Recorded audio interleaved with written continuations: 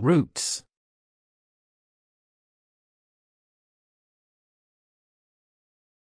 In this math tutorial, you will learn 1. What are roots?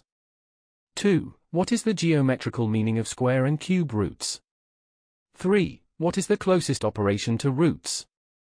4. Why roots are called fractional powers? 5. What is the absolute value of a number? 6. What are the properties of roots? Where do they derive from? 7. How to calculate the square root of a number manually. Introduction. Can you find a number that, when multiplies by itself, gives 9? How did you find it or them? How many such numbers exist? What operation is the tutorial situation is related to? What is the inverse operation of it?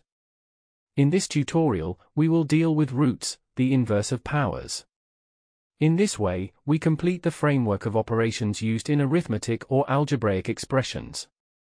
That is all for introduction to roots. To start this tutorial, please watch the first lesson 7.2.1, the meaning of roots. Square and cube root. Thank you for watching. Make sure to like and subscribe to keep up to date with new videos.